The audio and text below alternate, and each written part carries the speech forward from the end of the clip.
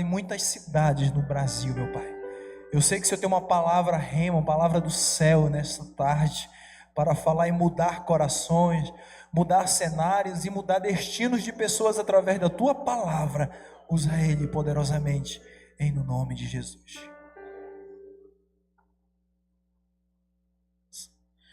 Eu cumprimento os irmãos com a paz do Senhor, amém? Tem alguém alegre aí com Jesus? Olha para quem está do teu lado e diga: esta tarde é a tarde da tua vitória. Maravilha, coisa boa. Abra sua Bíblia, por favor. No Evangelho de Jesus Cristo, segundo escreveu o doutor Lucas, capítulo de número 8. Lucas, capítulo de número 8. Nós iremos ler a partir do versículo de número 4. Lucas 8, verso 4. Enquanto você procura, que Deus seja louvado na tarde deste dia, por nos reunir mais uma vez na poderosa campanha tematizada sobre a fé, na certeza e na convicção de que é através da fé nele que obteremos vitória e sairemos daqui abençoados. Quero louvar a Deus pela vida do pastor Marcelo, prazer em revê-lo, que Deus continue abençoando, Deus continue abençoando o meu amigo, o pastor Roberto Rocha, que veio nos acompanhando, que Deus continue dando vitória a ele poderosamente, em nome de Jesus. Deus abençoe nosso querido pastor Vando Nascimento, glória a Deus, que Deus continue dando vitória a ele também. Lucas 8, versículo 4 está escrito assim: e ajuntando-se uma grande multidão, e vindo ter com ele gente de todas as cidades, disse por parábolas: um semeador saiu a semear a sua semente, e quando semeava, caiu alguma junto do caminho, e foi pisada, e as aves do céu a comeram. E outra caiu sobre a pedra, e nascida secou-se, pois que não tinha umidade. E outra caiu entre os espinhos, e crescendo com ela os espinhos, a sufocaram. E outra caiu em boa terra, e nascida produziu fruto, 100 por 1. Dizendo ele estas coisas, clamava: quem tem ouvidos para ouvir, que ouça. Dizendo ele estas coisas, clamavam: quem tem ouvidos para ouvir, que ouça. E você diz amém. Sente-se adorando e bendizendo o nome de Jesus esta tarde. Queridos, o texto que ora acabamos de fazer menção, ele é muito conhecido no meio cristão como a parábola do semeador.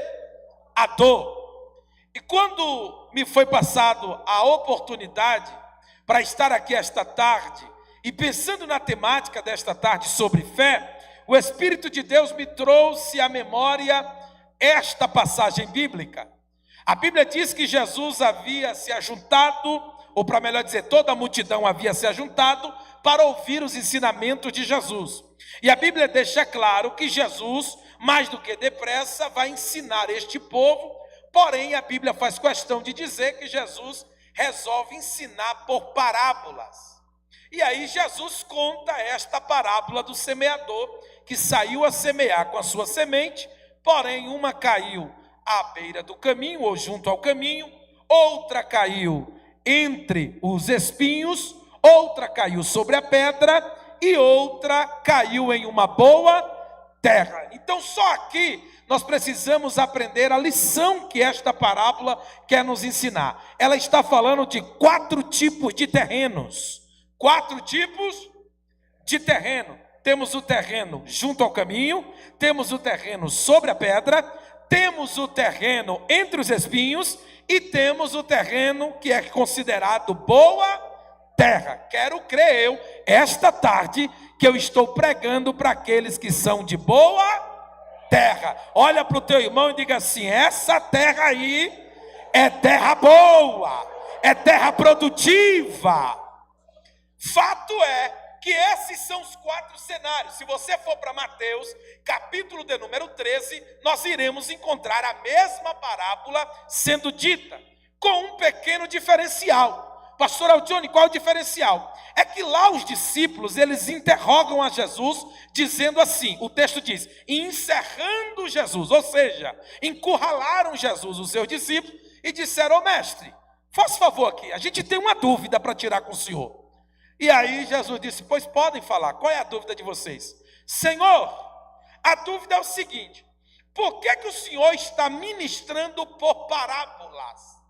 Por que o senhor fala de uma forma que não dá para compreender? Aí Jesus disse assim, é porque para este povo, para eles, eu falo por parábolas, mas para vocês, eu dou a conhecer os mistérios do reino dos céus. Então só aqui Jesus está deixando claro para mim e para você essa tarde, que há uma diferença. Nem todos que estão no meio da multidão são discípulos.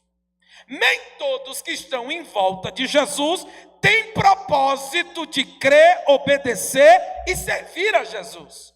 Por isso que Jesus disse que aos discípulos o tratamento é diferente. E qual é a característica de discípulo? É aquele que obedece, é aquele que segue, é aquele que está disponível para aprender. Então a estes os mistérios, a glória, os segredos, a estes são revelados.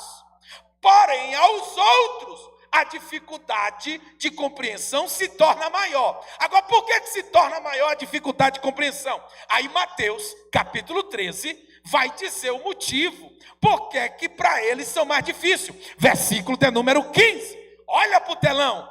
Mateus 13, verso 15, porque o coração deste povo está endurecido, e ouviu de mau grado com os seus ouvidos, e fechou os olhos, para que não veja com os olhos, e ouça com os ouvidos, e compreenda com o coração, e se converta, e eu os cure.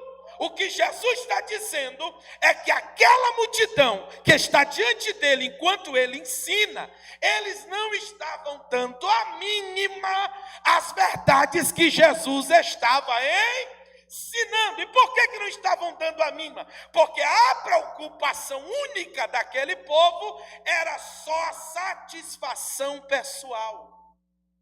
E Jesus não está interessado em só nos satisfazer. Jesus está interessado em nos converter.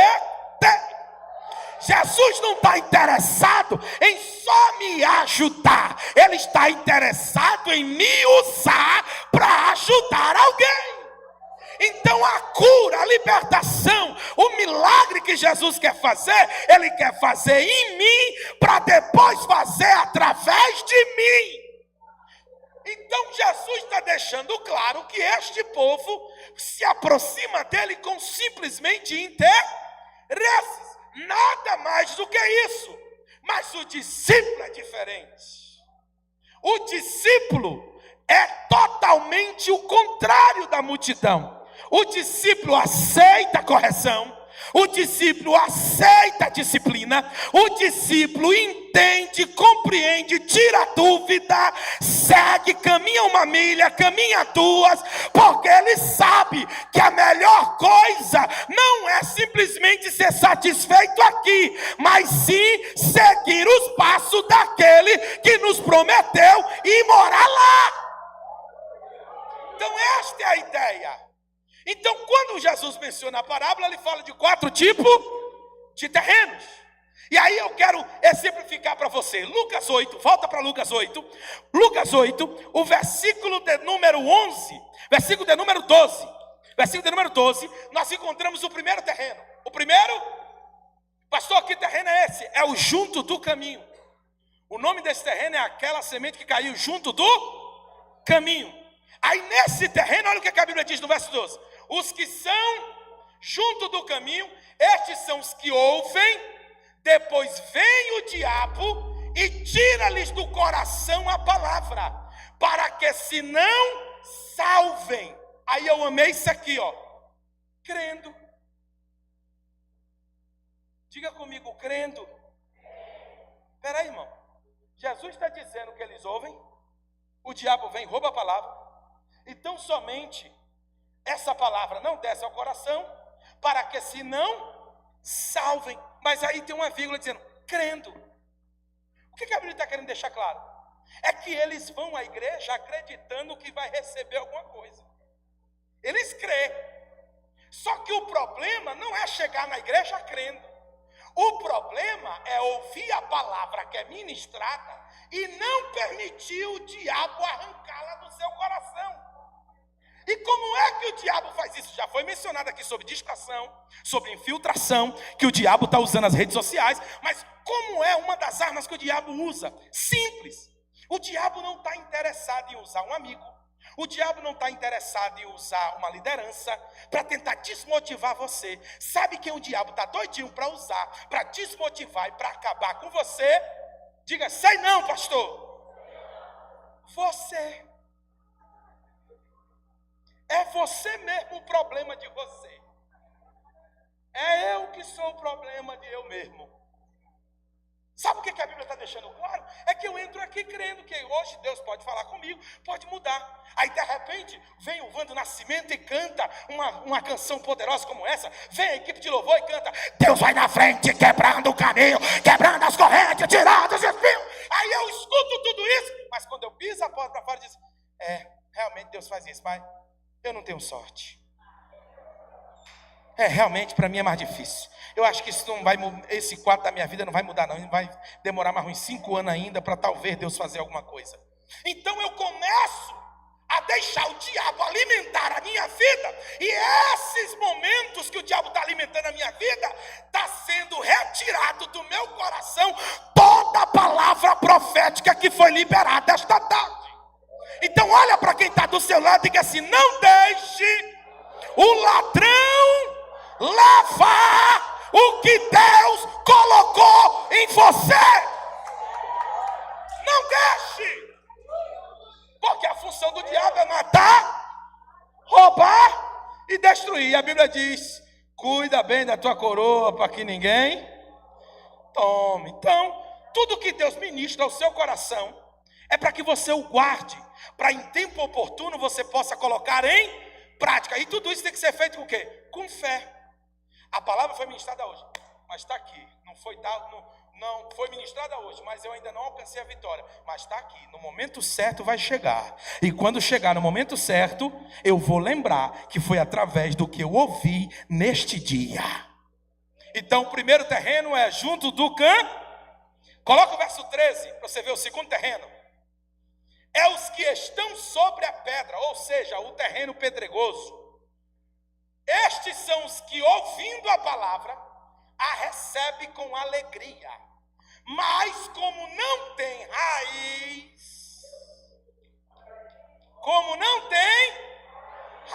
apenas creem por algum tempo.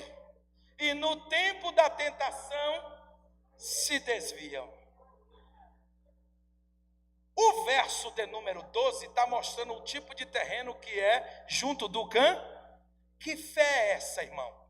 A do verso 12. Que fé é essa?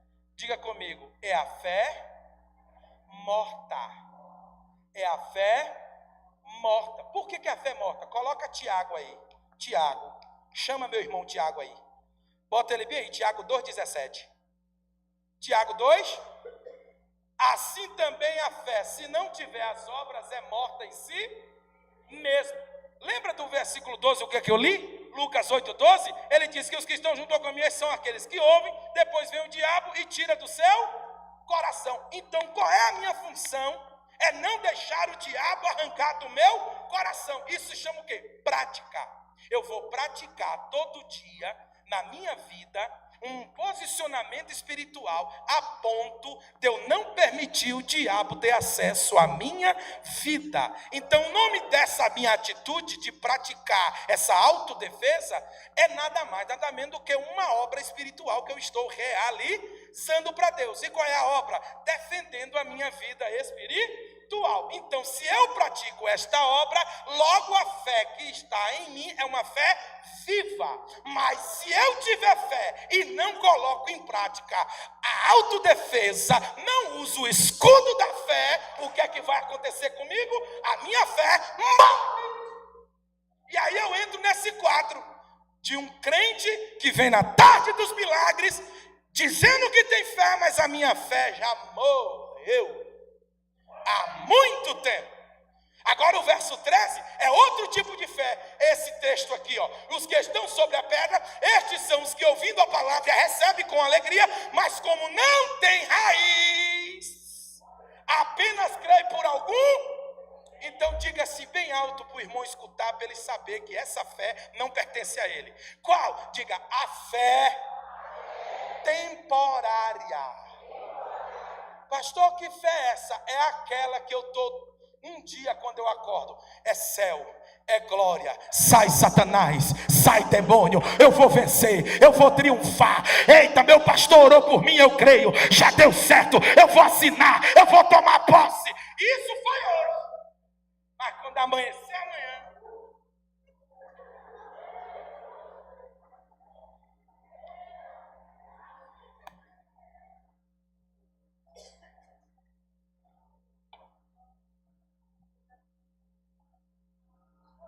vamos para a igreja. Fazer o que lá? Todo dia a mesma campanha. Fé, fé. Eu acho que eu não sei nem porque que eu estou na igreja ainda. Olha, fé temporária. Acredita por um momento e desacredita no outro momento. Mas qual é a palavra de Deus para a nossa vida? Nós que viemos aprender sobre fé, que a Bíblia nos ensina a sermos firmes e constantes, sempre abundantes na obra do Senhor. Ou seja, segunda eu creio, terça eu também creio, quarta eu continuo crendo, quinta eu não desisto de crer, sexta eu passo a acreditar cada vez mais, sábado eu intensivo a minha fé e domingo eu adoro, eu louvo, porque meu milagre está chegando. Eu preciso ser firme o tempo todo. Precisamos ser firme o tempo todo, independente das circunstâncias. Aí a gente tem um personagem bíblico para isso. Quem? Jó. O que aconteceu com Jó? Perdeu o dinheiro, perdeu a fazenda, perdeu os funcionários, perdeu os 10 filhos. E isso não foi em 24 horas não, viu? Foi menos de 24 horas. Porque a Bíblia diz que quando o mensageiro contava a notícia, havia o outro da fila, ó, para contar outra tragédia. Um após o outro foi contando 4 tragédias para Jó. Aí a Bíblia diz que Jó tão somente responde. O texto diz, e Jó, em todo tempo, não atribuiu falta a Deus em coisa alguma. Antes, porém, adorou. Antes, porém, o adorou. Aí os 3 amigos que foi para consolar, em vez de consolar, meteu o dedo e acusou Jó de pecador. Imagina tu abre a porta da tua casa para alguém ouvir a tua história e poder dizer que vai dar certo. Chega lá e diz, Mora, conta logo aí o que foi.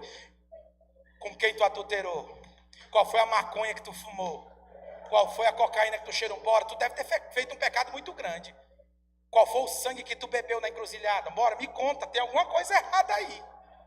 Fato é que quem foi para consolar acusou. Aí o texto diz que Jó, quando ouve de tudo isso que acontece, a perca dos seus filhos, ele diz, nu eu saí do ventre da minha mãe, e nu eu voltarei para lá. Deus me deu, Deus tomou. Louvado seja o nome do Senhor. Independente da circunstância, eu vou continuar crendo. Porque a minha fé não pode ser uma fé temporária. A minha fé não pode ser uma fé temporária. Aí a gente vai para o terceiro tipo de terreno. Vai aí para o versículo de número 14. Olha o terceiro terreno aí. Já estamos caminhando para o fim. Terceiro terreno. E aqui caiu entre os espinhos. Estes são os que ouviram. E indo por diante, são sufocados com os cuidados. As riquezas.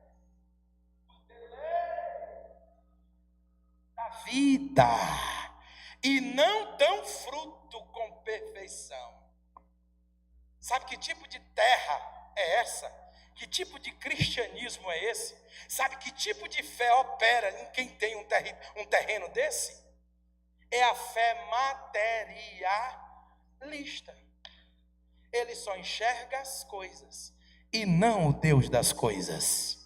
Ele só enxerga as bênçãos e não o Deus das bênçãos. E aí a Bíblia diz que a única preocupação dele é isso aqui, ó. Cuidados. Cuidados com o quê? Riqueza, deleite, a vida, e não dão fruto com O que a Bíblia está dizendo? Que esses que só se preocupam com essas coisas, até gera fruto, mas são frutos que não servem e não são perfeitos para serem administrados na obra nem na vida de ninguém. E houve silêncio no céu por quase meia hora. Aí eu vou dar um exemplo sobre cuidados, riquezas, deleites da vida. É aquele tipo de pessoa que ele está ali em meio a transações e aí de repente não consegue fechar o que queria fechar. Mas a preocupação dele, o foco dele estava só naquilo, que ele começa a dizer assim: e agora? Como é que eu vou manter a vida cara que eu tenho? Como é que eu vou poder frequentar e continuar frequentando os restaurantes de 200 estrelas que eu vou? Como é que eu continuo mantendo o padrão se a minha vizinha do 308 descobrir que eu estou quebrando? Eu não posso dar bobeira, eu não posso deixar em perceber que eu estou financeiramente enfraquecida. Então eu preciso fazer o que foi dito no início: aumenta a maquiagem, puxa daqui, dali, rejuvenesce e vamos ficar pleno para manter a aparência das coisas, porque nós estamos preocupados com as coisas, porque são nossas e não podemos perdê-las. Aí vem Mateus dizendo assim: quanto às coisas desta terra, não há vez de se preocupar com o que há vez de comer, com o que há vez de beber, com o que há vez de vestir, porque as aves do céu não semeiam, nem cegam, mas Deus, que é vosso Pai, todo dia as alimentam. Olhai para os lírios do campo, que nem Salomão se vestiu como um deles. Sabe o que é que a Bíblia está dizendo? Que Deus é Pai, e se Ele cuida dos pássaros, se Ele cuida das plantas, se Ele cuida das flores, tu acha que Ele não vai cuidar da tua casa?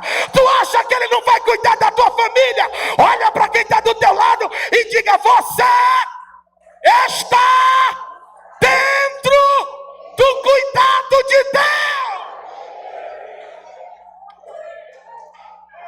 Então, se eu estou dentro do cuidado de Deus, eu não preciso cuidar destas coisas, porque Ele já está cuidando por mim.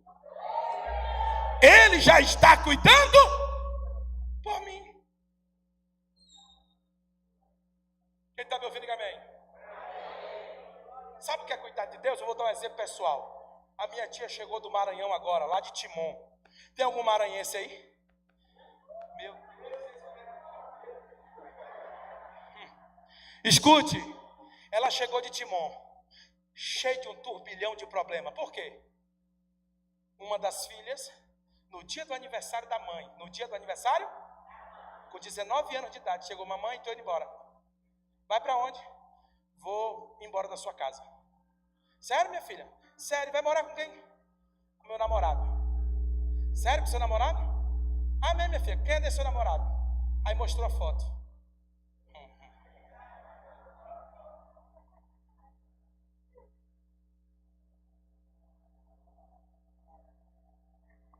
Ela perdeu o chão, a mãe. Me ligou desesperada: filho, o que é que eu faço? Eu digo: a senhora, o que é que a senhora faz? A senhora não vai fazer nada. Quem vai fazer é Jeová. Porque o que a senhora poderia fazer, a senhora já fez. A senhora instruiu até a idade que a senhora poderia instruir. Mas ela é dotada de escolha também. E ela está escolhendo esse caminho. Então agora a senhora, como mãe, vá para o quarto, entre, dobre o joelho, entregue ela e diga para Jesus: a herança é tua e está dando trabalho. Então vem cuidar da tua herança.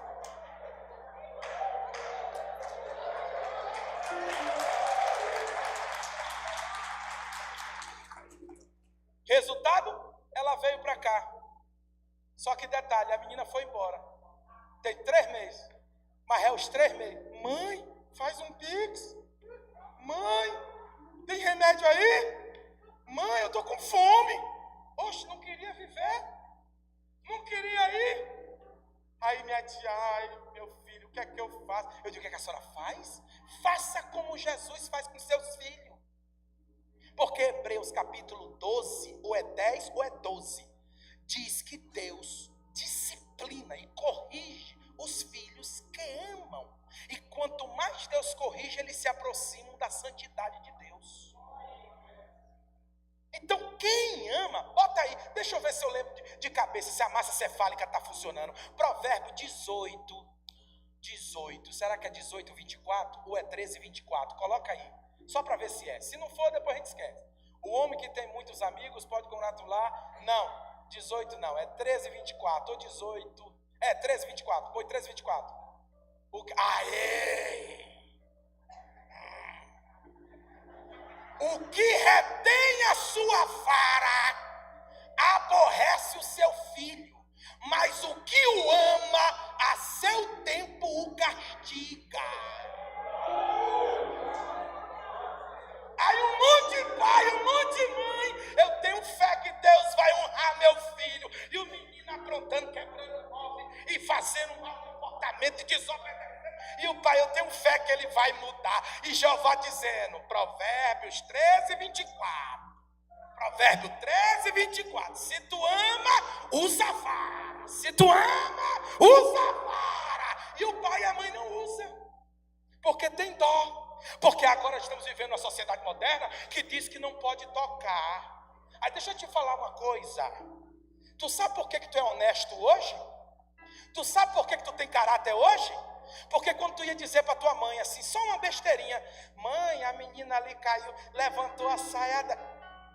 Menino saliente sem vergonha, você caía na peia e você nem entendia porque apanhava. Ainda tem umas mães que era pior. Ela dava uma surra em você, passava um mês, aí viu uma vizinha conversar e dizia, pois é, os meninos não trabalham e não sei o quê. E o meu menino que aprontou, aí tua mãe lembrava que tu tinha aprontado. Quando ela lembrava, vem cá, fulano, vou bater de novo porque eu lembrei. Pá! Era outra surra, irmão. Só que Deus é diferente. Deus, no tempo certo, na hora certa, pelo amor que Ele tem conosco, Ele vai tratando cabalmente com a nossa vida para que a gente melhore. E essa mesma autoridade Ele deu para nós, somos pais. É por isso que as coisas não mudam. Então diga, eu preciso entender que a minha fé não é morta. A minha fé não é temporária. E a minha fé não é materialista. Aí agora eu vou te dizer qual é a fé de Deus para a tua vida esta tarde. Versículo de número 15. Lucas 8, verso 15. E a gente vai encerrar aí. 8:15. E aqui caiu em boa. Esses são os que ouvem. Os que ouvindo a palavra a conservam.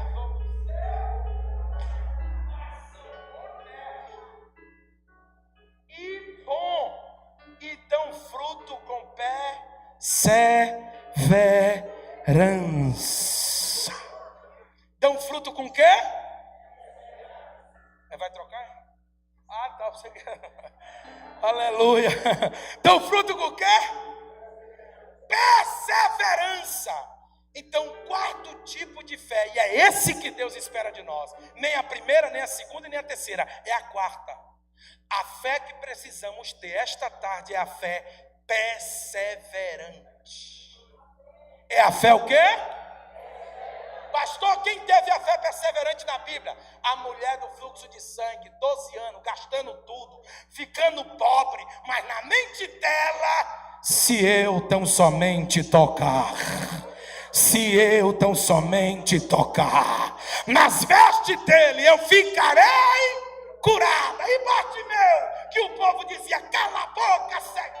Ele disse, cala a boca, uma conversa, eu vou gritar mais. Jesus, filho de Davi, tem misericórdia de mim, me ajuda.